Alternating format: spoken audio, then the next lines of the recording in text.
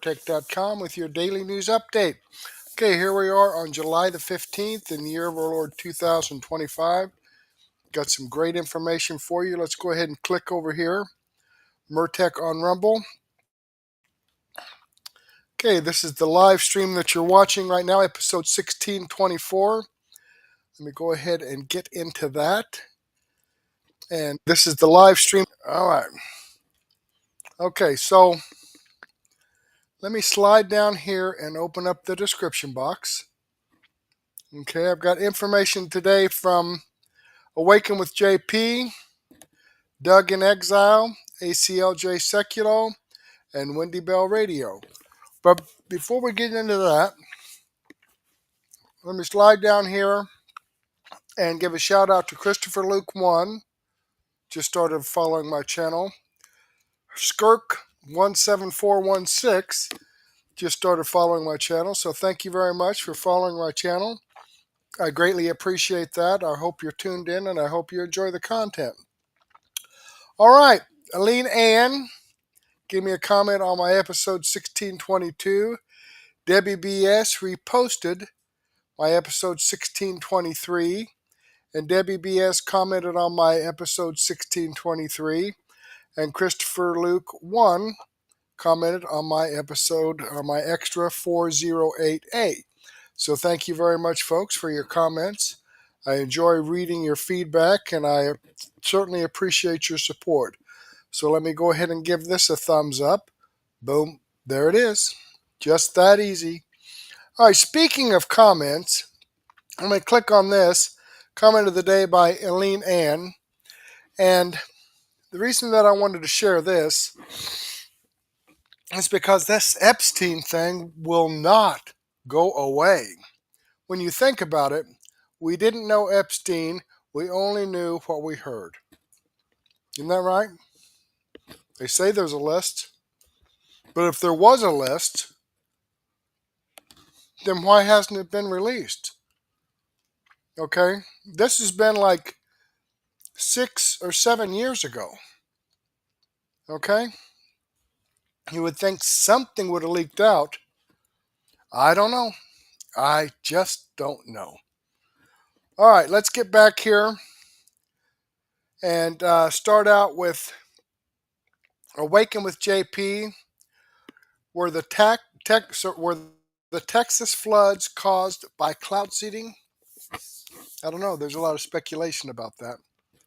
But let's see what Awaken with JP Sears has to say. Let me get it back to the beginning for you. And here we go. If it'll start playing. It was over 2 days prior that Rainmaker had suspended all of its cloud seeding operations in Texas. Here's the question. Were the deadly floods right here in central Texas contributed to or caused by a cloud seeding company messing with nature? Welcome back to the JPRX channel, my beautiful freedom-loving friend. This is where we call out lies, hypocrisy, corruption, and help spread the light of truth and freedom, because truth conquers. So I'm sure you've heard about them. Right here in central Texas, there were catastrophic floods 4th of July weekend. Well over, last count I see, you can see here, death toll is officially at 121. That's unfortunately expected to climb because hundreds more are still missing, and they're not counted in the death toll unless they're found. So it is a tragedy. And some tragedies are just chalked up to Mother Nature. They're unfortunate. And some tragedies have a hand of man involved. Example, did you ever hear of the pandemic? Yeah, that wasn't so much caused by nature. There were the hands of man, evil men, seemingly involved in that, whether it was people making things in the Wuhan lab, or what's his name? Was it Dr. Fauci sending funds there? That's a tragedy that wasn't naturally derived. So with the Texas floods, there is real speculation that a cloud seeding company named Rainmaker may have contributed to them. We're going to look at what happened, and I'll give you my point of view along the way. We'll look at a couple interview clips, because the 25-year-old CEO of the cloud seeding company Rainmaker, Augustus Druckus, I think is how you say his name, he is doing PR like it's no tomorrow. He's going on the news, national news, all these different programs, trying to save face and show his case for, yes, we were cloud seeding in Texas, but we didn't contribute to the floods. And even if a company like that did contribute to floods, you'd also expect him to be saying the same thing. So we'll present some of what he's saying. You get to be the judge. Now, by the way, cloud seeding, once upon a time, thought to just be a conspiracy theory. Like, wow, that's people who make it rain, they control the weather. That is nonsense. It's like cloud seeding. It definitely happens. And here's the CEO of a company that does cloud seeding talking about, yeah, we do cloud seeding. Nuts and bolts of cloud seeding. They spray chemicals in the air, and that causes moisture in the air that's otherwise not in rain-forming clouds to come together and clump together enough that it falls as rain. I have some questions. I'm certainly not completely on board with that. I don't know if I'm any on board with that. One question is like, what are those chemicals? What are they? They're probably in the water, right? So what are those chemicals? But nonetheless, that's the nuts and bolts of cloud seeding. And Rainmaker, that's a cloud seeding company.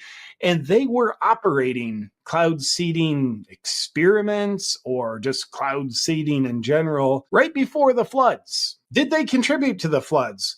Well, the Texas Agriculture Commissioner dismisses cloud seeding conspiracy theories after Central Texas floods. So the Texas Agricultural Commissioner says, no, they didn't contribute to the floods. That's not necessarily conclusive. That's just what the Agricultural Commissioner says. And Augustus Dorico, here you can see his Twitter. He is a 25-year-old person, CEO of Rainmaker, the cloud seeding company, and he is taking a lot of crap online. He's done many tweets defending himself, gone on news. We'll see a couple clips, and here's just one of his tweets. The natural disaster in the Texan Hill Country is a tragedy. My prayers are with Texas. Rainmaker did not operate in the affected area on the 3rd or 4th, or contribute to the floods that occurred over the region. Rainmaker will always be fully transparent. All companies are always fully transparent, according to them. Pfizer is fully transparent, aren't they? We don't want to release the documents for 75 years. Is that cool? Because we're committed to full transparency. So his statement is they suspended cloud seeding operations 2 days before, so presumably somewhere between 24 and 48 hours before the floods came. And he's saying, yeah, so we didn't contribute to the floods. But some unanswered questions that I know I can't answer. I haven't seen a definitive answer. There's probably more of a scientifical kind of mind that needs to answer them is, okay, when you're doing cloud seeding, how long does that affect the rainfall? Like when you stop cloud seeding, is it instant? You suspend operations, now there's no more rainfall? Or the chemicals you spray to create rain, how long are they up there working? Is it 5 minutes? Is it 5 hours? 5 days? It's a good question. And here's the website of Rainmaker, the cloud seeding company. And I must say it's a rather crappy looking website. So as soon as the floods happened and it came out, hey, we know Rainmaker was doing cloud seeding in Central Texas. We need some questions answered. This guy, he started going on all the shows. Here's one of the first, call it damage control interviews he did. So you get to hear what he has to say from him, using your own discernment, how believable or not it is. Yeah, absolutely. So this phenomena, this flooding, was global in scope. It was referred to as a low probability, high impact event. I encourage people to go to Matthew Capucci on X. He gave a great outline. He's a meteorologist that has a lot of expertise on severe weather forecasting. But Tropical Storm Barry, the remnants of which blew into Texas, was going to cause inordinate flooding regardless. And that area of Texas is also known as Flash Flood Alley because these events do happen. Now, 4 trillion gallons of precipitation occurring over the course of just a couple days is pretty out of distribution. But we are seeing an increase in these sorts of severe climatic events. Keep in mind, he has a mullet. I don't know if that adds credibility or subtracts credibility. You be the judge. Over time, and especially down and around the Gulf. So just to go over the timeline, after having clarified that it was the remnants of Tropical Storm Barry and the convergence of large mesoscale phenomena that induced that flooding, it was at about 1 a.m. on the 4th that the National Weather Service issued a flash flood warning. And then it was at about 4 a.m. on the 4th where they said that there was a life-threatening emergency underway. We'll get back to the video in just a second, but first, do you ever wonder why you're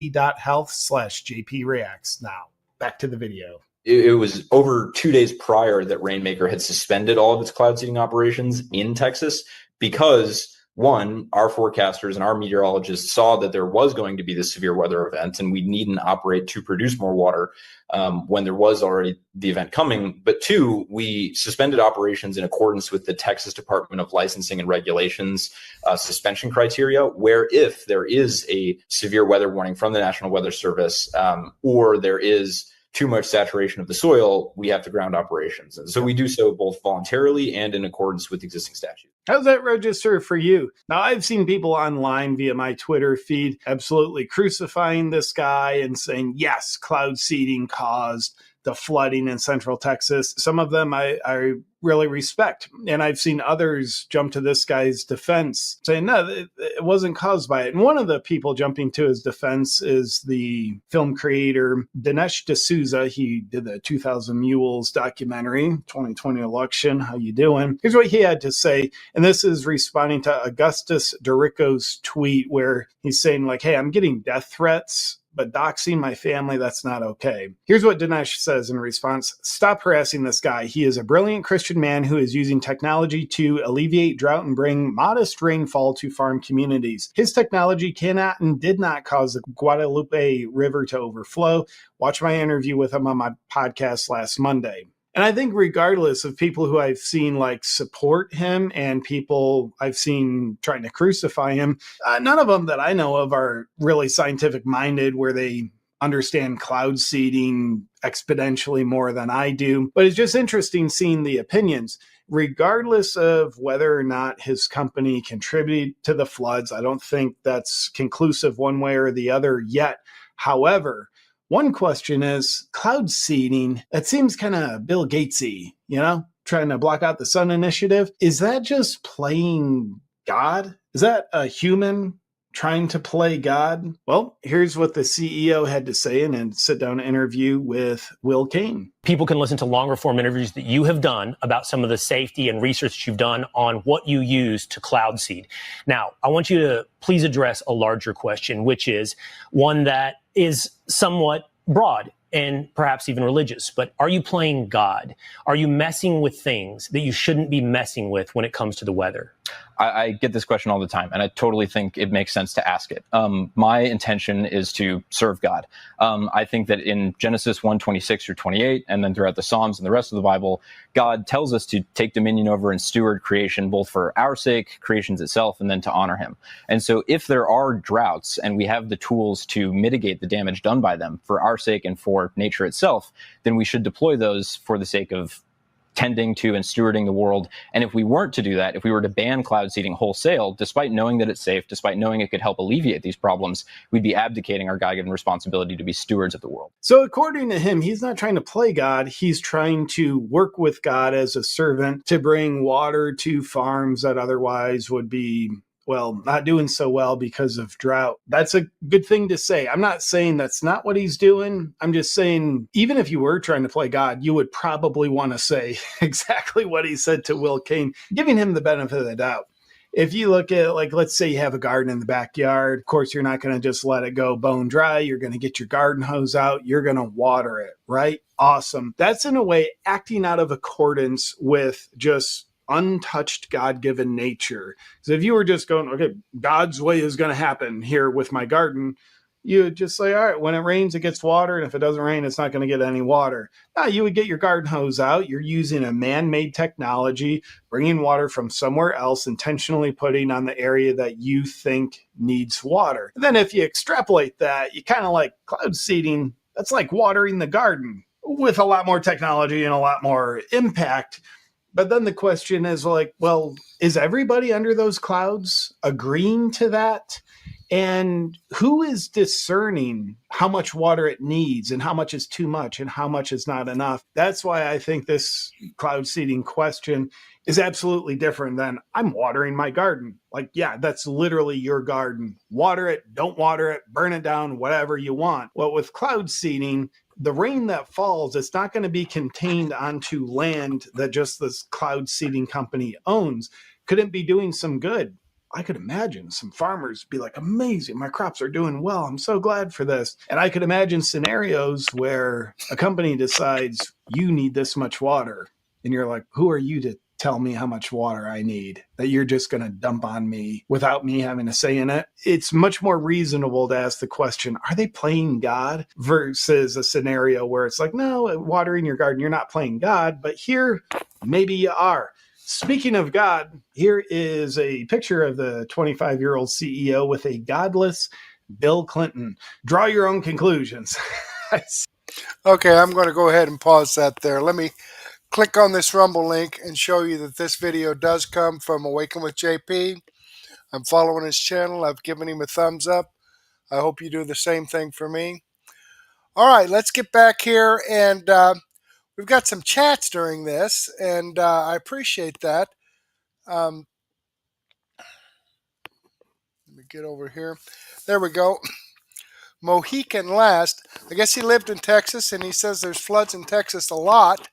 And I heard, they kept calling this a once-in-a-century flood, but I heard there was a flood similar to this like 12 or 15 years ago.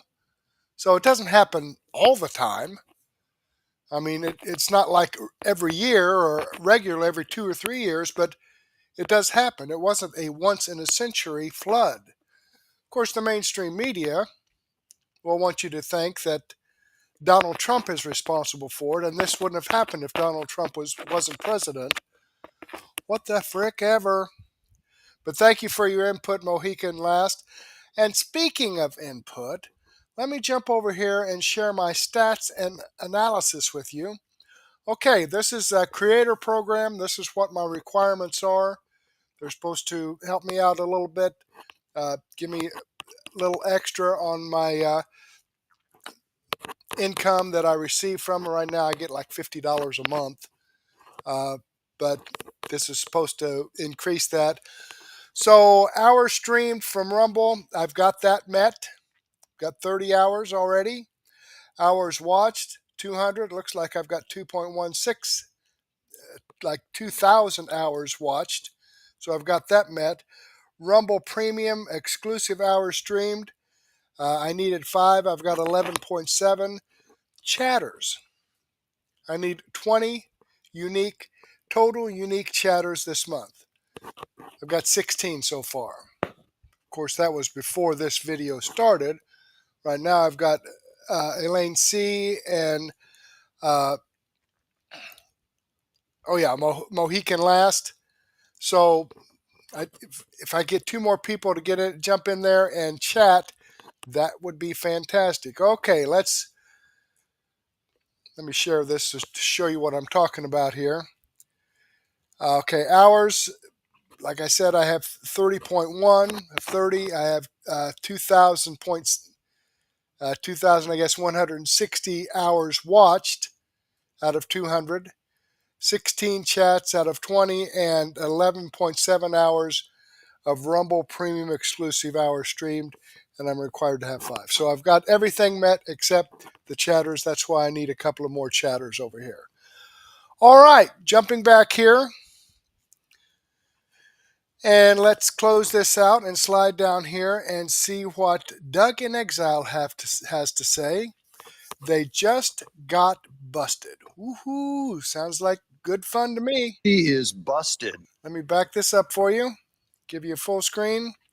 Here we go. Fauci is busted, but can we remove his presidential pardon? Now that the last episode, if you haven't seen it, go back and watch it, and you won't miss out on any of the development of these political musings of Fauci getting rebusted. We could remove his pardon and then reopen an investigation on him because his pardon, it looks like it's not very sticky. It was probably not done by Biden himself. Welcome to Doug in Exile. This is where the happy patriots are. Part of why we're happy is because we knew for years now that he was being protected. This does spill into some China work also, some secret China dealings that have been protected. And we're going to dig into all of it together. I hope you've subscribed. I get 1.5 million unique viewers a month. That means that if you just subscribe, I could get to 1.5 million subscribers in 1 month. I like that idea. How about you? Get me a gold plaque to hang on the back wall. Here's the news.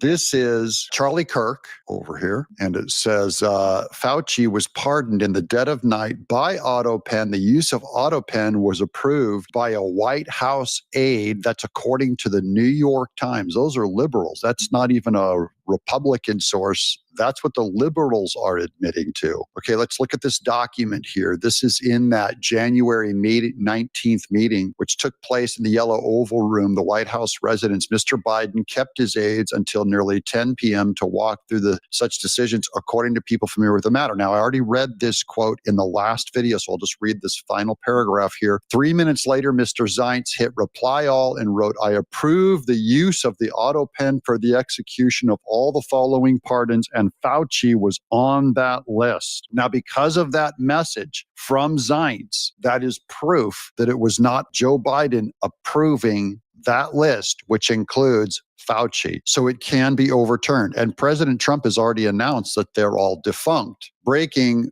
Rand Paul will be reissuing his criminal referral to the Department of Justice for Anthony Fauci after his pardon was confirmed to be issued by a late-night AutoPen. Fauci lied repeatedly in front of Congress and shaking while doing so. He's guilty of perjury. Lock him up. Do you guys agree with this? This is Rand Paul interrogating Fauci. Dr. Fauci, do you still support funding of the NIH funding of the lab in Wuhan? Senator Paul, with all due respect, you are entirely and completely incorrect.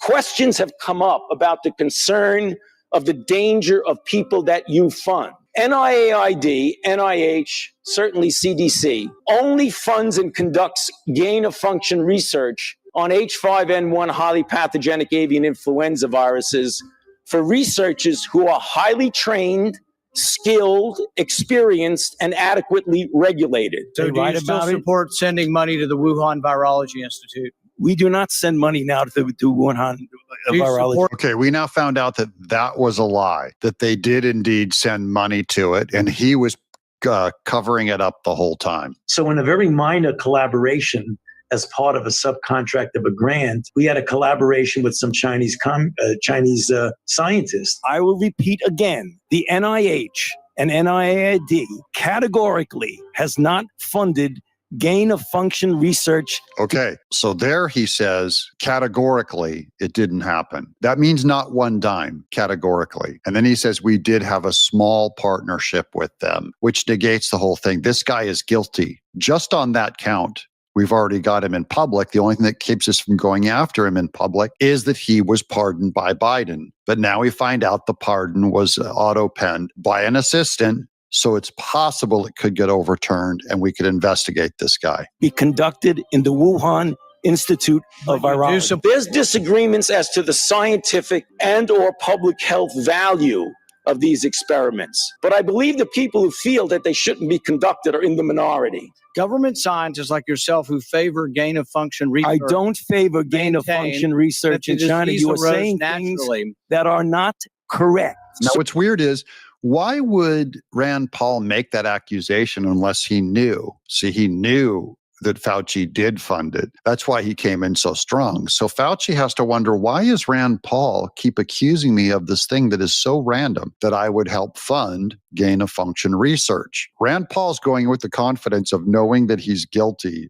before he goes into this investigation and that Fauci's lying right now. But really the fundamental question with regard to our involvement is the issue is the risk to global health of the work that we fund. That the NIH has not ever and does not now fund gain-of-function research. So later that testimony, he was saying we had to gauge the risk versus, because he admits it's a risk to fund gain-of-function research. And later he said that there could be a scenario where the risk was worth it. Now, here's more. This is Libs of TikTok. Flashback. General Mark Milley said he would give China a heads up if the U.S. was planning to attack and had secret calls with China behind Trump's back. Now, this goes into a little more China stuff, how they had operatives inside of the U.S. government helping protect China, including Milley. This goes all the way up. Milley, who also got a pardon. This is treason. New York Times just confirmed that Milley's preemptive pardon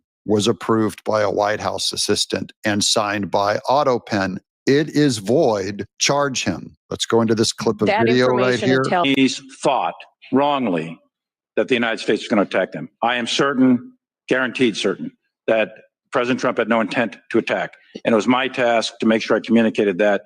And the purpose was to de-escalate, calm things down. You shared all that earlier. I understand. And as part of that, just say, did you or did you not tell him that if we were going to attack, you would let him know? as part of that conversation, I said, General Lee, there's not going to be a war. There's not going to be attack between great powers. And if there was, the tensions would build up. There'd be calls going back and forth from all kinds of senior officials. I said, hell, General Lee, I'll probably give you a call, but we're not going to attack you. Trust me, we're not going to attack you. These are two great powers, and I am doing my best to transmit the president's intent, President Trump's intent, to ensure that the American people are protected from an incident that could escalate. And President Trump already called Milley dishonest. So Trump doesn't believe what Milley has extended to the Chinese. And the Chinese thought we were going to go to war with them, probably over the Wuhan virus. I understand your intent, but I think you articulating that you would tell him, you would give him a call, I think is worthy of your resignation. I just think that's against our country, that you would give our number one adversary that information and tell him that. I think it's even treasonous for him to tell China that we would not go to nuclear war with them. That if they thought that, maybe Trump wants them to think that, even though obviously we wouldn't do that. But you don't want your general going in and de-escalating that. Maybe Trump's intention is to terrify Xi with the gray zone of knowing that we could always go to nuclear war with them. So he could be speaking way out of his line. He got another pardon in the blanket of night. That also gets removed so we can investigate. Here's another one from Election Wizard. The New York Times reported that Dr. Fauci's pardon was signed by an auto pen and received late night approval from a White House aide. We're going to read this quote again. This was already covered in the last video, but I just want to hit it again to conclude. Mr. Zients hit reply all and wrote, I approve the use of the auto pen for the execution of all the following pardons. And all those following pardons included Fauci and Milley. Look, the auto pen, I think, is maybe one of the biggest scandals that we've had in 50 to 100 years. This is a tremendous scandal. And I know the people on the other side of see that desk, that Resolute desk. Unfortunately, he used it before me. You know, we have our choice of 7 desks. They're all beautiful, but I chose the Resolute, and so did he. Unfortunately. But the people on the other side of the Resolute desk, I know them. Lisa, the whole group, and they're no good. They're sick people. And I guarantee he knew nothing about what he was signing. I guarantee it. So my only question to you, Patriots out in the audience, and you got to let me know in the comments below because it helps push this video out to everyone, copy it and send it to your friends, is will Fauci's pardon be reversed and will Milley's pardon be reversed? Because you can't do anything about justice until those are reversed first on the grounds that Biden had no real presence of mind or knowledge that they were pardoned. Okay, there you have it, folks. Now, I've heard from the attorney Turley, Professor Turley, not Dr. Steve Turley, but Professor Turley, Attorney Turley, that in the Constitution it does talk about the president giving pardons, but it doesn't say anything about any documents needing to be signed. Now, the president, before a bill from Congress can go into law, does have to sign the bill before it is officially into law. Now, if the auto pen was used on some of those bills, that could be something sketchy. But as the same as declassifying information The president can declassify whatever he wants, and he doesn't have to make a note of it. He just has to say, okay, declassify this, declassify that. That is one of the problems when they raided his home in Mar-a-Lago and said he had these classified documents. He can even think in his mind, okay, I'm going to declassify this and take it with him. He doesn't even have to tell anybody, according to the way there's nothing in the Constitution that says he can't do that. Just says the president can declassify, the president can give pardons. But there's nothing that says that any document has to be signed. Now, if someone were to question Joe Biden and he were to say, no, I didn't pardon Fauci. No, I didn't pardon Milley. Do you think you're going to get that out of him? No. So, that being said, this video comes from Doug in Exile. I'm subscribed to the channel. I'm giving it a thumbs up. And again, that being said, I do not know that this giving these pardons is going to be reversed. When you take it to the Supreme Court, they're going to say, well, there's nothing in the Constitution that says he has to sign anything. So, even if something was signed, he could have possibly told them to go ahead and sign the document just for formality. But he doesn't have to sign anything. All he has to do is say it. So there you have that one. Okay, let's jump back here. Now, I could be wrong. I'm not an attorney, but that's just what I heard from an attorney. Okay, ACLJ Sekulow. Kash Patel unleashes conspiracy probe. Okay, here's some more stuff. Let's see what that's all about here.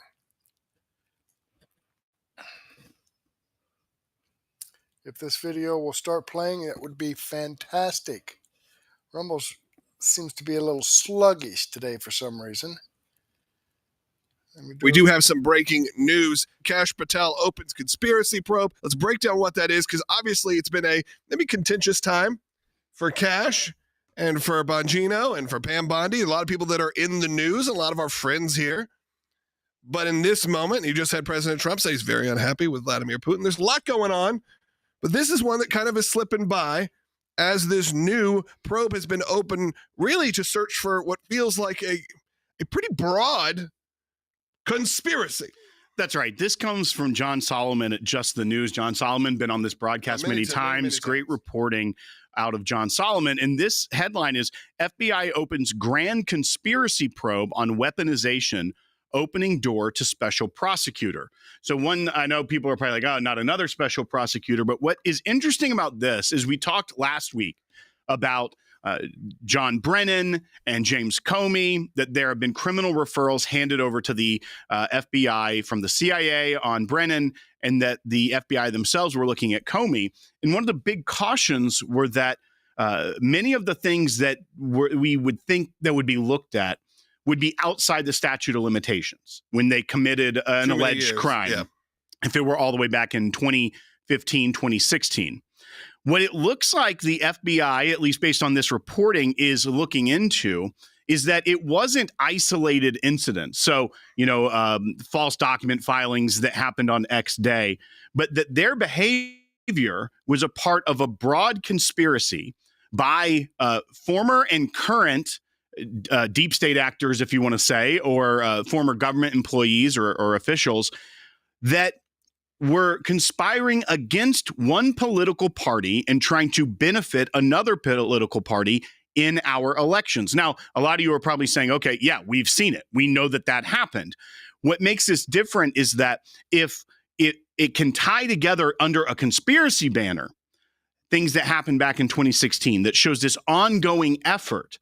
Then you look at the former Intel leader's letter that John Brennan spearheaded, saying that the Hunter Biden laptop was a Russian disinformation, misinformation. And then even things that happened in the 2024 election. If they can tie this together, that this was an ongoing conspiracy, it would open up the door for them to use those things as evidence against this conspiracy before a grand jury, which would allow them to potentially move forward with prosecution. But it's also a search for the theoretical smoking gun here. If there is that information that's accessible to the American people, something they can actually put out, that will be the question. That will be whether we actually get to that point. If you get to the point where you actually can say, here's exactly what happened, here's what we're doing, at least that's more information to the American people. What we're seeing here is that under Kash Patel, the director of the FBI, that the FBI has opened a grand conspiracy investigation into years of alleged political weaponization against Republicans by the DOJ, FBI, and intelligence agencies. This goes back even to the way that the Hillary Clinton email scandal was treated, through things like the Hunter Biden laptop, Russiagate, the special counsels being appointed. It's going to be a catch-all investigation looking into whether there was this conspiracy within people in the intel community and Justice Department to try and tip the scales in elections towards Democrats over Republicans and President Trump. There are some other things out of this reporting that they're saying need to be declassified to get to the bottom of this, that could actually help boost the case before a grand jury. Two of those things are a classified annex to the Inspector General's report on the Clinton email investigation. That's where we got a public report, but there's this classified annex that Senator Grassley has been trying to get for years, which typically senators like Senator Grassley are able to get those things. Still hasn't been able to get it and get it into the public.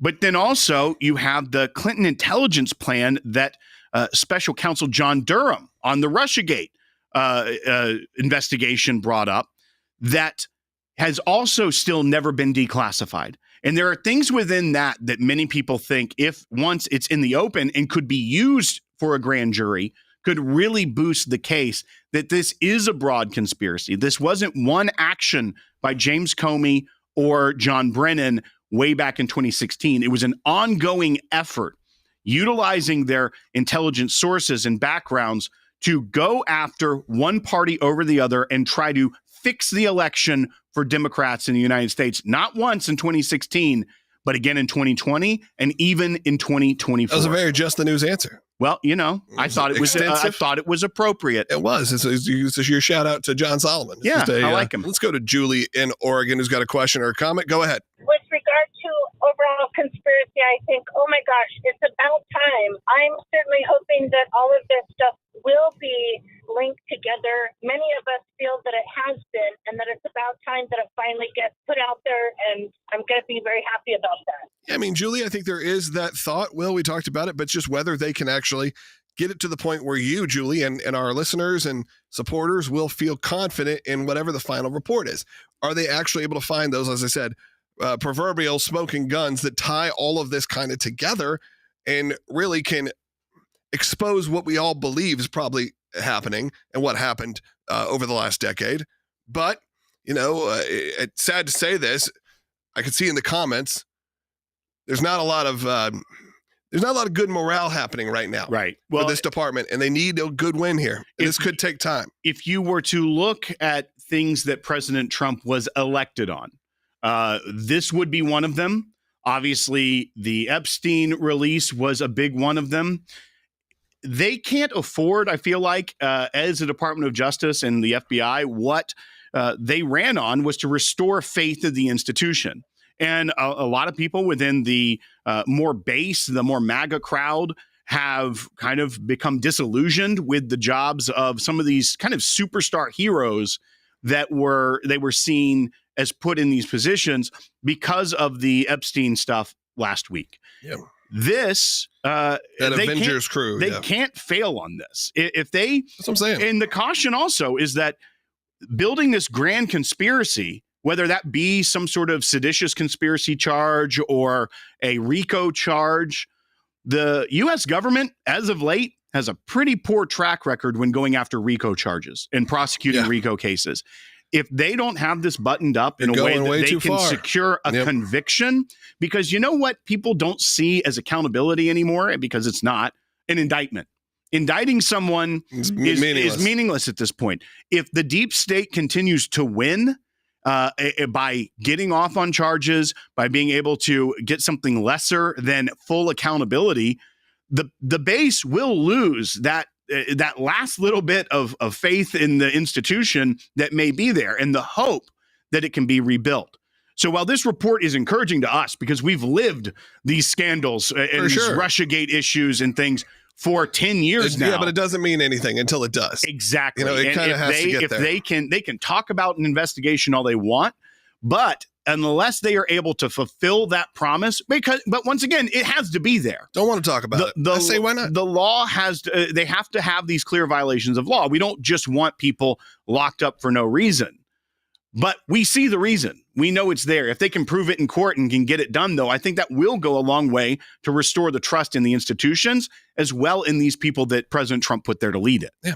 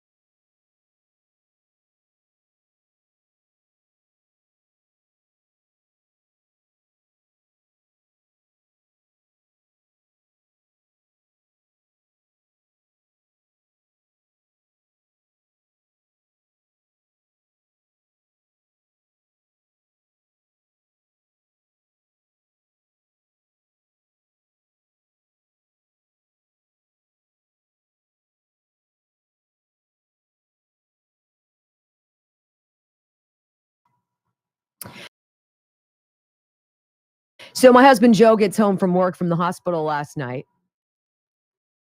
And I'm sitting at the kitchen table. I'm going through email. I'm going through stuff for today's show, kind of checking out late afternoon, early evening, 6:30-ish, what's going on in the world. And Joe comes in and without a hi, honey, how are you? He's like, I'm afraid Trump has really screwed it up with this Epstein thing. And I was like, really? Well, why ever would you say that? And he goes into some things, what he's thinking about. He's a very intuitive, very intelligent individual. And I couldn't bear to say to my husband of almost 27 years, or is it 28? 27? 27. 28. 28? You said it was 27 last year. Stop it. Anyway, I couldn't bear to say to him, I love you. And boy, do I have a different opinion. I want to send a message to anybody out there who believes it is their right. It is their right to see whatever some list says about people who did stuff somewhere with people we don't know about. Okay? Did terrible things happen? Yes, of course. We know this. Is that awful? Yes, of course. We know this, but you don't have a right to anything.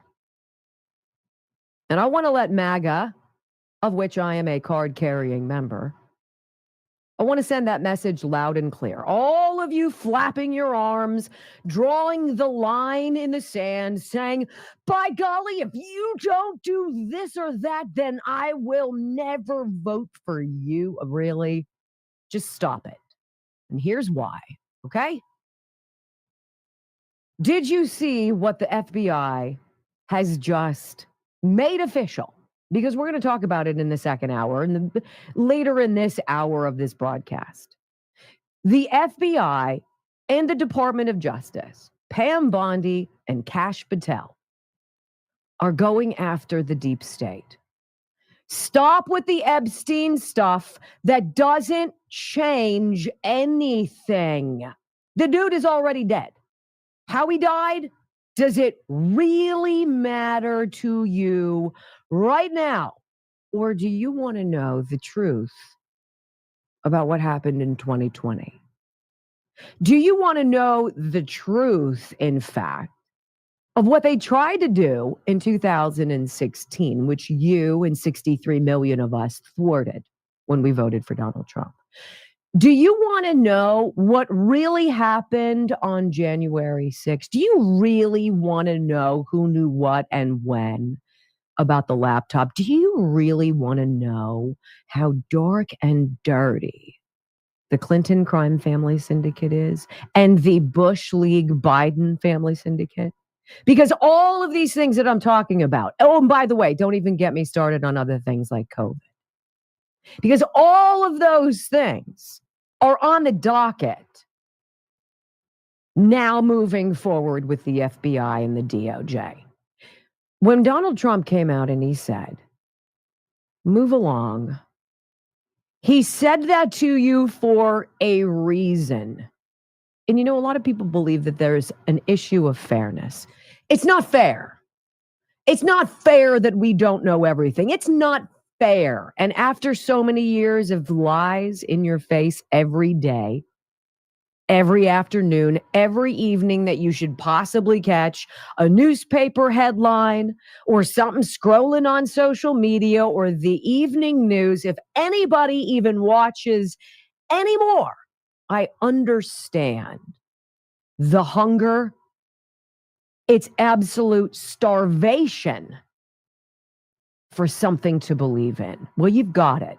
And his name is Donald Trump. And I'm no sycophant. I believe in one person right now, and it is that man. That man who is dismantling so much of the landmines that were buried underground purposefully, not just by Joe Biden's administration, which was Barack Obama's third, but Barack Obama 1 and 2. This man in record speed is finding those locations, digging them up, properly disposing of them, taking note of all of their locations, and going after the deep state. I am your voice. I am your warrior. I am your retribution. Finding out who did what. Did you ever ask yourself, why on earth did all of the young women, and one could argue hundreds, if not 1,000 or more, underage women were raped and fill in the dot, ew, over the course of Jeffrey Epstein's life? Why aren't any of them coming forward, demanding right alongside with you, demanding justice? Because it doesn't exist. You're not going to get it. You're not going to be pleased with the answer. It's not going to all of a sudden change the circumstances. You're not going to see people go to jail. There will be no perp walk. You're not going to get the mugshot. You're not going to sit back in your easy chair with your remote control and be like, that's what I voted for. But what you will get is everything else. Now, do you want to die on the hill of the list? Do you even know what you're saying? Because I would argue to you, probably not. I want to know so much more. I want to know how Fauci was able to climb to the highest echelons of the federal bureaucracy and basically operate like a rogue nation who held the chalice that every scientist and everybody in medicine and research and pharma was dying to get a sip of. How is he able to become such a monster? How is he able to create a virus and get away with it and then make millions of dollars on the end? I want to know. I want to know how many people, how many countries, how many ballots, how many hard drives, how many USBs, how many vote swaps, how many ballot dumps, how much malfeasance went into 2020 when we were all told to shut up. Just stop it, big denier, spreader of the big lie. I want to know all of it. I want to know all that, a hell of a lot more than I want to know about Jeffrey Epstein's sordid accomplices. If we don't stop what the deep state has laid down as the framework of corruption and fraud and waste and suck, then the minute this dude's out of office, you bounce right back to where you go. So you're standing in the garden like you're pulling weeds, right? And you've got a choice. Are you just going to pull the weeds that come up out of the top, or are you going to dig down? You're going to get your spade. You're going to get sweaty. You're going to get dirty. It's going to suck. It's going to take some time, but you're going to dig down to the root structure, and by golly, you're going to smash it. And there will be not one more weed in your beautiful yard again. What do you want? The quick fix? Weed be gone? Or do you want to get in there and do what needs to be done? Because that is what is going on now. Did you see Matt Gaetz putting out a video saying Pam Bondi is 10,000 times better than any Republican attorney general of recent memory? There is a reason all of this is being beaten over your head. It ain't the list, ladies and gentlemen. It's about digging into the conspiracy that cost you and me so much of our freedom. That is what this is about. And that is why the title of today's show is the proverbial crap is getting real. Buckle up, my friends, when we come back. I know they're scared when Harry Enton goes to the big screen to drop this BS on us. Next on the Wendy. Okay, let's go ahead and get past this commercial here. She's going to be back probably about the 23 or 24 minute mark.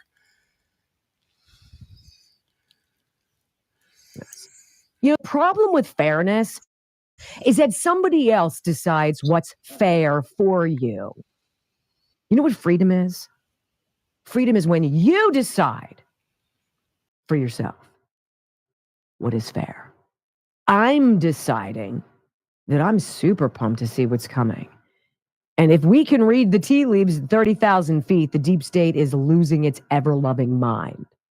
I want you to hear Harry Enton. Why else would they drop this ridiculous line of polls? This is why I say, believe it or not, like a grain of salt, that is what this is. Harry Enton's over at the big screen. Look, 77 million of us voted for Trump for basically two reasons: money and safety. Bring down inflation, make things affordable, build things in America, reduce my taxes. Let's go. And number two, get everybody who broke the law, who puts my family potentially in danger, out. The immigration system's been beaten a million times. Let's freaking fix it, figure it out. And now these polls en masse are all coming out saying, Americans really don't like this deportation agenda from Donald Trump. Please.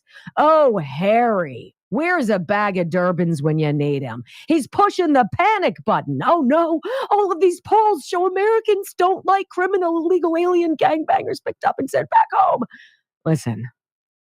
In a word, Kate, Oof, what are we talking about here? Take a look at this. Trump's net approval rating on immigration. Got 5 numbers for you across the screen here. A lot of focus on Gallup at minus 27. That's horrible. Quinnipiac University, minus 16. That's awful. Marist is bad at minus 9. Ipsos is minus 8. Fox at minus 7. Bad. So going from your left side, bad, to just downright terrible on the right side of your screen, the American people have turned against President Donald Trump on what was his best issue, one in which he had a positive net approval rating for most of his term, and arguably the issue that got him, of course, the GOP nomination all the way back in 2016. And one of the issues, of course, he used last year to quite a successful degree.